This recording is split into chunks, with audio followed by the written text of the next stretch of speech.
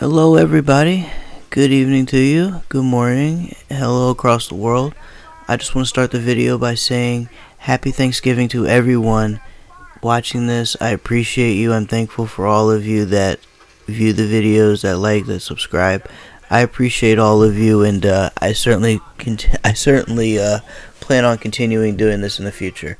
But anyways, folks, you guys, I know what you're all here for, so let's just get right into it.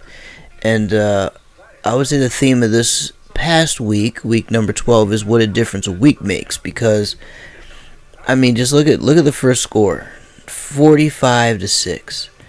The Rams went from being a potential scary team for everybody to play, and the Baltimore Ravens completely destroyed them.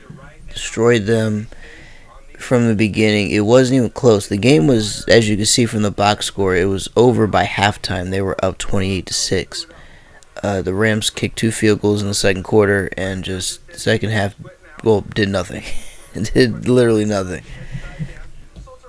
Quite frankly, the Ravens, I would say, are probably the best team in the league right now. Not number one, but they're certainly top 5 for sure. And a win like this is certainly one hell of a statement to make on Monday night.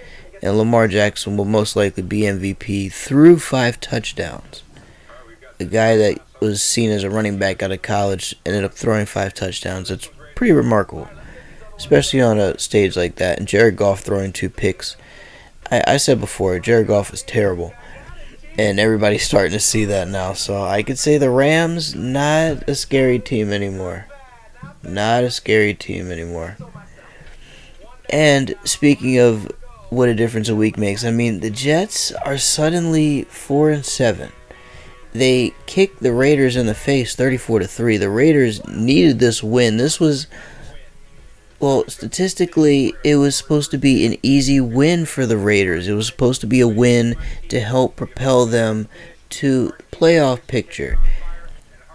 But instead, that didn't happen. Instead, what happened here is the Jets came out and they played like an inspired team for once. Sam Darnold threw 2 touchdowns.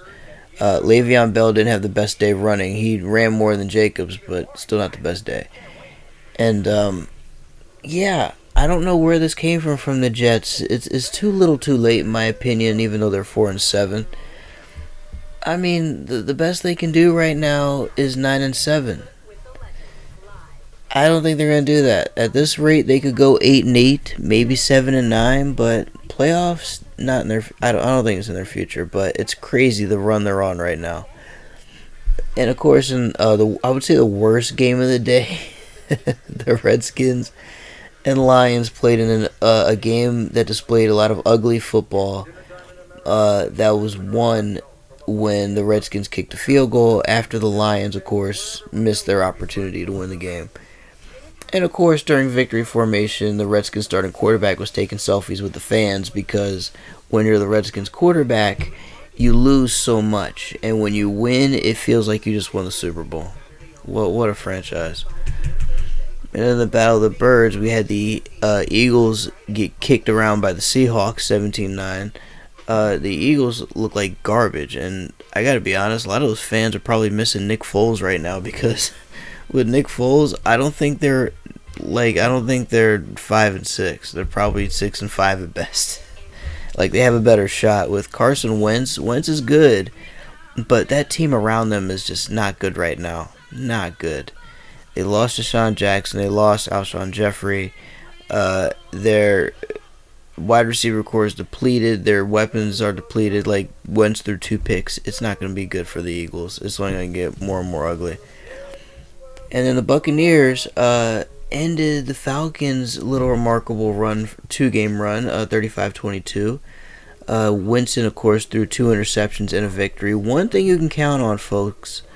3 things really: death, taxes, and Winston throwing interceptions. He throws one every game, whether they win, lose, or draw. You can always count on that. That's why if you play fantasy football, I don't, but if you do, never touch Jameis Winston, because those interceptions will kill you. They'll come back to haunt you in the end. Just like it does with the Buccaneers. Even though they're 4-7, They're not going to win anything significant. They're not going to go to the playoffs. It's a little too late. Fun little run they're on, but still, that team's way too up and down. Falcons, their run's over. And actually, I'm going to get into that more for next week. But I think that little 2-game run where they looked promising and they knocked off the Saints and all, I think they're back to being the team we know they're going to be. As for Dan Quinn, I don't know if he's going to have a job after this, or at least after this season. The only thing that 2-game run did was probably bypass his firing for a little bit. Because I'm pretty sure the Falcons wanted to fire him mid-season, but then they said, no, you're winning, so we'll hold it off for right now. And then going to New Orleans, in the best game of the day, the Saints beat the Panthers 34-31. Field goal was needed in order to win. I would say that what's most noteworthy about this game is it was surprisingly the best game of the day. I didn't think it would be. Really good back and forth. Kyle Allen looks he looks promising. Threw 3 touchdowns, didn't turn the ball over. Christian McCaffrey didn't have the best day running, but passing wise, Kyle Allen was the one that essentially kept him in the game. Unfortunately, though, the Panthers are probably going to fire their kicker on Monday. That kicker's not going to have a fun Thanksgiving because he shanked a field goal that could have given the Panthers a chance to win. And instead, it sent the game, it basically gave the Saints more life, and the Saints kicked a field goal and ended up winning in Saints fashion. So, yeah, the Panthers choked. Their kicker's probably going to be gone. I would say probably by like 2 days ago, he's probably fired. But yeah, Panthers still hanging on by a thread. They're 5-6. I wouldn't say their season's done. They're still in the playoff hunt for the moment. But I would say the Saints, much needed win right there. They needed that. Still at 9-2, they're comfortable, but that was a win they needed after looking a little shaky for a while, just for a little while. And then the Browns beat up on the Dolphins, but I mean the Dolphins at this point are just I would say the kid that just gets abused by everybody, or the kid that's ignored by the family and abused by everybody else. Essentially, the Browns just they kicked around a corpse at this point, a corpse of a franchise. Like, the Dolphins are dead. At this point, they're losing games to try to draft a quarterback in Alabama who's currently getting his hip operated on. Like their season's done. Their season's already finished. So even though it was a good win for the Browns, it's not all that impressive because they beat a Dolphins team that's just terrible. And then the Bears end up beating the Giants in a meaningless game. Even though the Bears are 5-6, the record will make it look like they're in the playoff hunt. But Mitchell Trubisky's not the answer in Chicago. To be honest, Chicago's probably going to be in the quarterback hunt too, considering they passed on both Patrick Mahomes and Lamar Jackson when they had the chance to draft them. So I know they're probably kicking themselves for that. As for the Giants, they have their quarterback of the future, but they just need to build the team around them. Right now, that team's not there. They have Saquon Barkley, but everything else around it, even on the defensive side, is just terrible.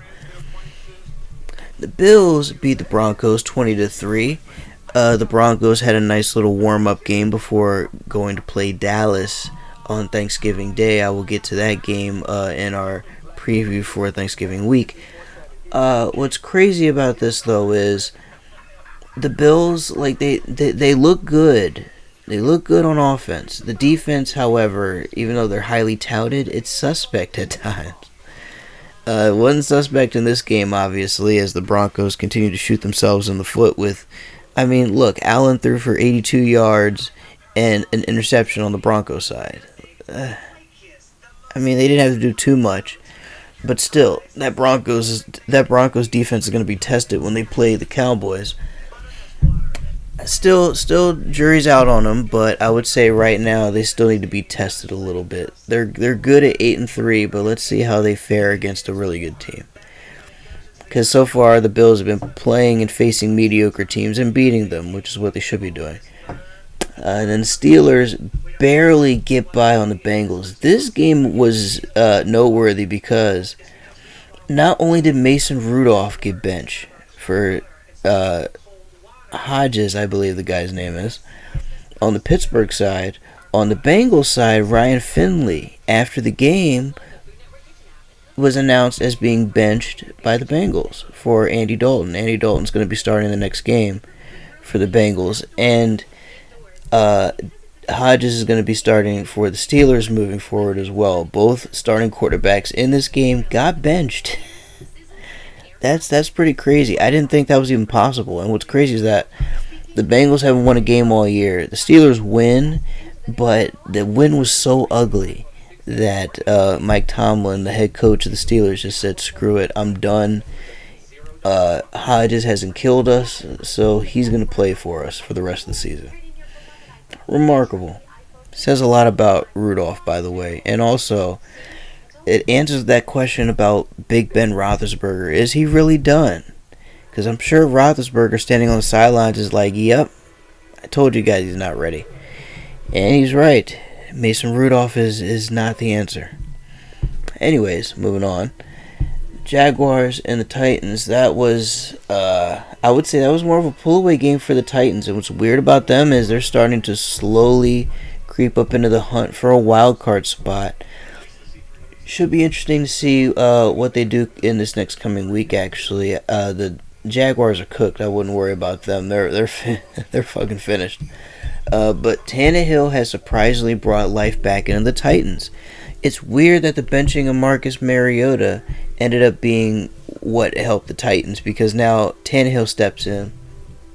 He's doing exceptionally well. He's throwing TD passes. He's not turning the ball over recklessly. And he's playing with something, with an amount of passion he didn't show when he was in Miami. Probably says a lot about that franchise, but wow. Titans suddenly don't look too bad. And of course, Derrick Henry having one hell of a day on the ground, running for 159 yards and 2 touchdowns.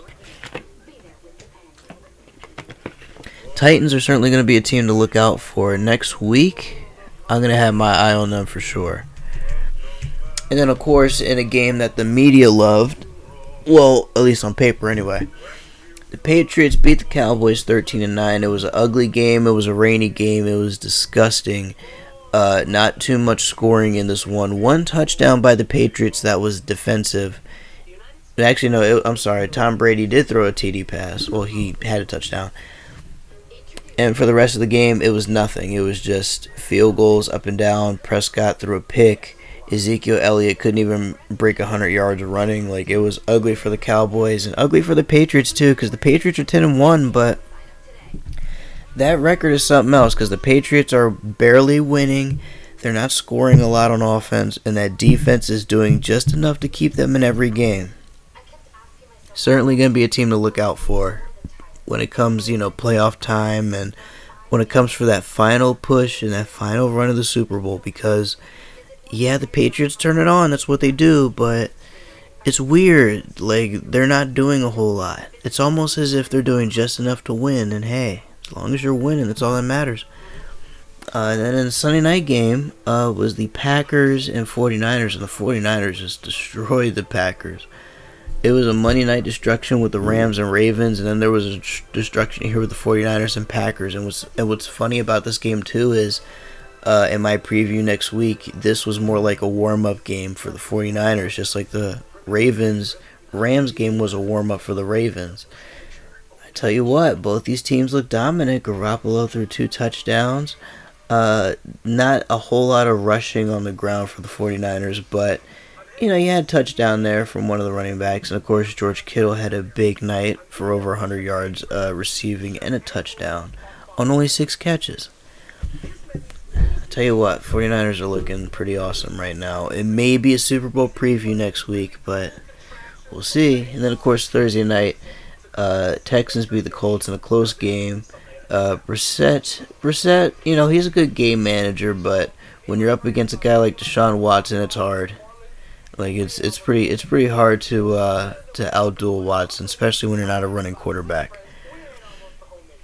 And that was week number 12. And folks, we have a special edition of week number 13. As you notice, this is coming out on a Thursday. Well, yeah, on a Thursday now, because today is Thanksgiving. It is actually midnight. Well, a little bit after midnight here, so technically it is Thursday, Thanksgiving. But on Thanksgiving, traditionally, we have some football. as one of our helpings, other than the food, of course.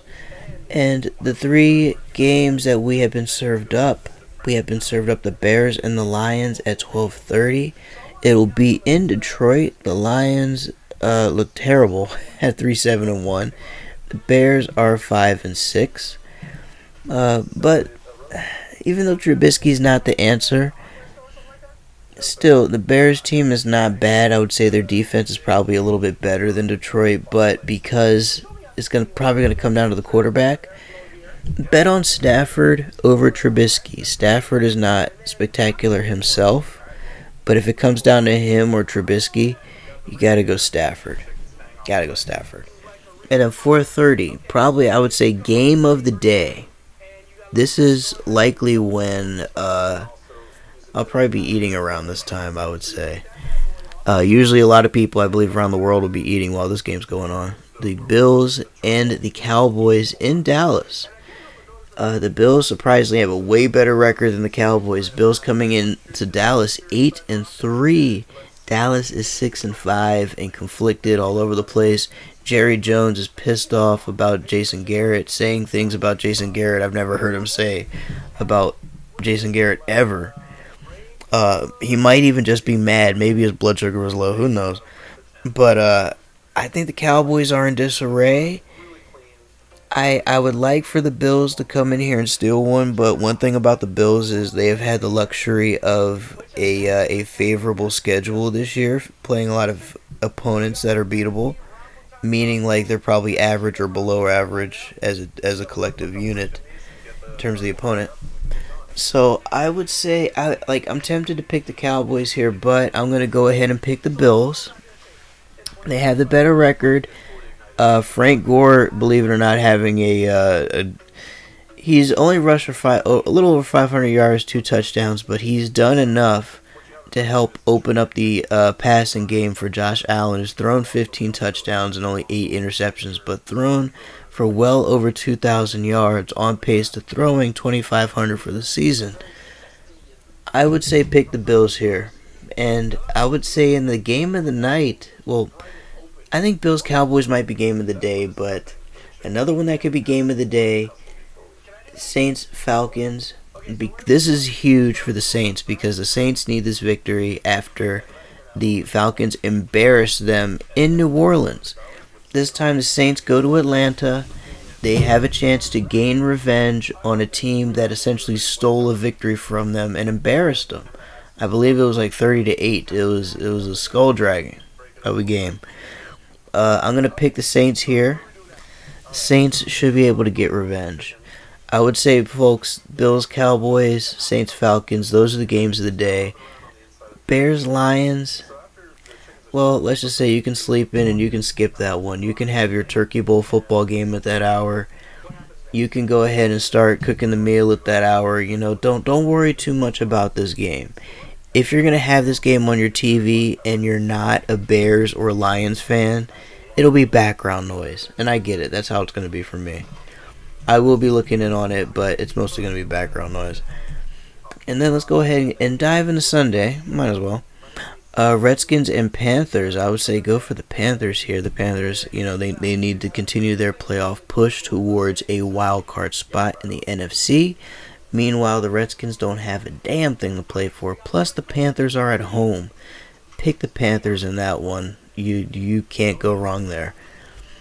Packers Giants. Oh, the Packers are going to come out for blood after getting skull dragged by the 49ers on Sunday Night Football. I would say go New York. Well, no, don't go New York Giants. I'm kidding. Go for the Packers here. They're going to kick them in the teeth, and it's going to be ugly. Sorry, Giants fans, but I think this one's going to not even be close. Steelers-Browns. Oh, boy. Oh, the last time these two teams played, Mason Rudolph had his own helmet snatched off by Myles Garrett, and that helmet was then rammed right into his skull, and a brawl broke out. I would say these two teams are likely out for blood. They both. Here's the thing, though. They both need a win. The Browns have been playing like trash lately, but they're 5-6. They're 5-6. They won. They've gone on a tiny little winning streak, and the Steelers have suddenly resurged a little bit, just a little bit. This is a critical game right here. This is going to be extremely important for both teams. And plus, not only is there revenge and a lot of salt and bitter and anger feelings towards one another after what happened 2 weeks ago, but there's a lot on the line in terms of playoff seeding in the wild card out in the AFC. So I am going to go for the Steelers here. They are the more disciplined team right now. Tomlin has that crew together. Meanwhile, Freddie Kitchens has no idea what the fuck he's doing in Cleveland. I think that team's going to implode. The Steelers are going to take this one in a brutal game. There's going to be blood spilled in that one, folks. If you like violence as much as I do, keep your eye on that one. I know I will. I know I will.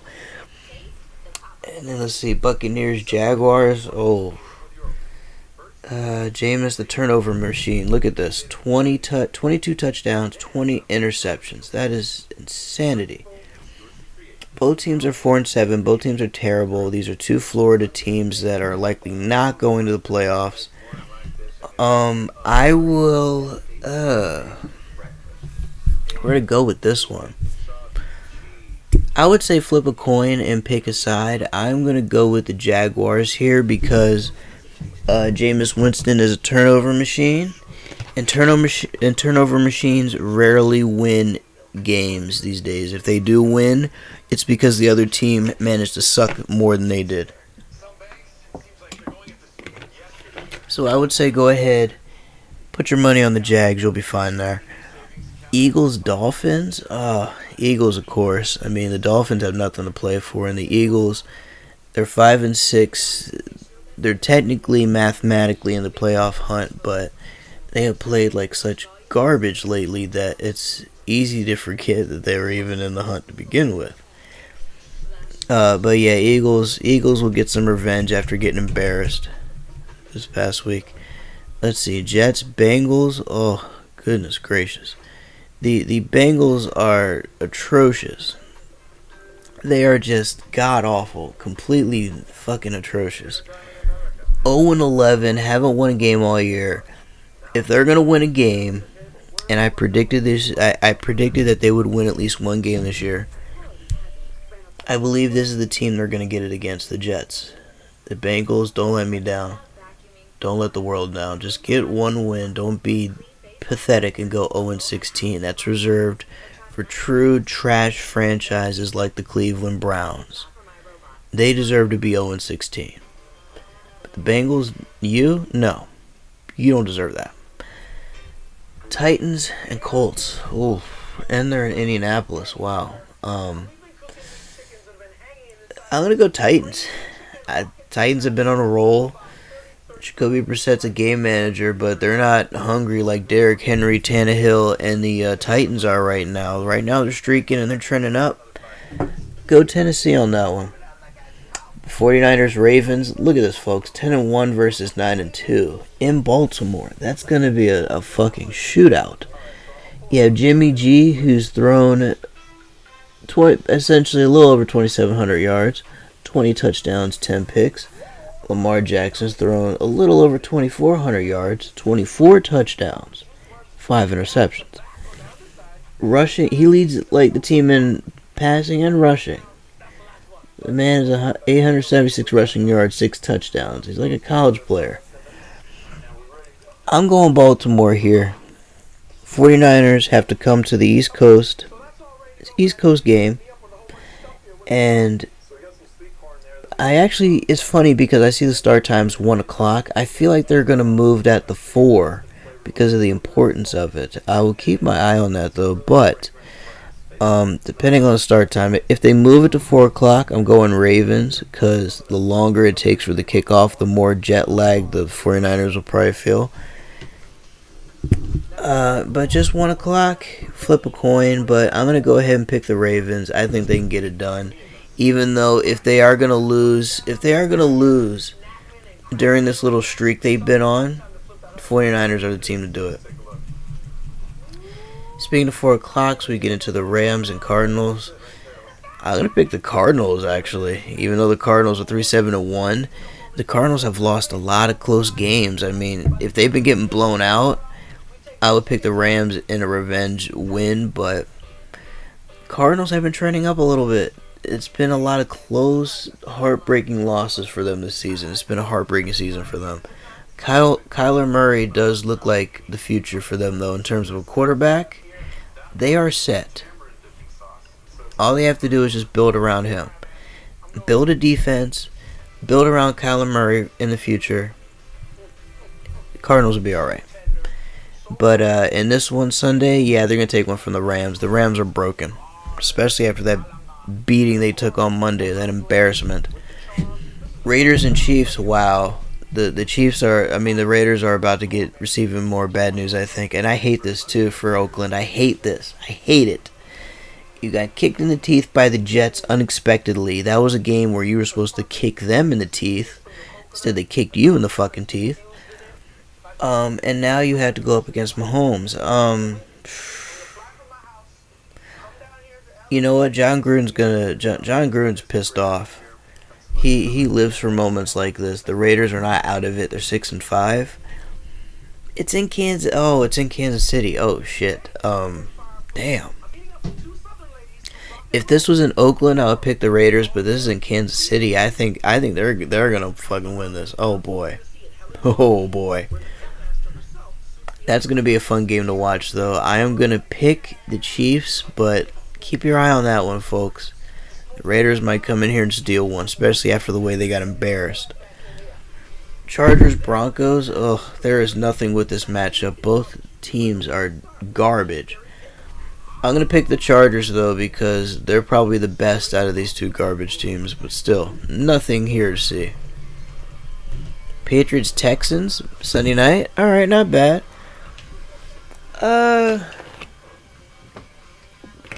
Better offense right now goes to the Texans. I feel like they can put up more points, but Patriots find a way to win. They find a way to win. However, I think the Texans steal one. I think Houston steals one at home. It's going to be difficult for them to do it, but I believe they can do it. So I'm going to pick Houston in that one at home. And then Monday night, the Vikings and the Seahawks in Seattle. Ooh. I want to pick Minnesota for that. But it's in Seattle. I think the Seahawks are going to take one from them at home. Vikings are going to put up one hell of a fight. I want to... you know what? Screw it. I'm going to pick them. They're already streaking right now, the Vikings are. And Seahawks have been up and down. They're still very good. They're 9-2. Vikings are 8-3. Vikings are starting to trend upward after having a little bit of a rough start there to start the season. Actually, you know what? No, never mind. I wanted to pick the Vikings, but the more I think about it, it's in Seattle. Seattle's only lost 2 games, and usually when it comes down to games like this, when they're on Monday night and the spotlight's on them, they usually thrive, whereas Kirk Cousins does not thrive under the spotlight. He doesn't like that sort of attention. So I am going to pick the Seahawks for that. And folks, that being said, thank you all for tuning in. I hope you all have a happy and pleasant and filling and just a fun Thanksgiving day. I appreciate all of you. I am thankful for all of you. I am thankful to do this for all of you.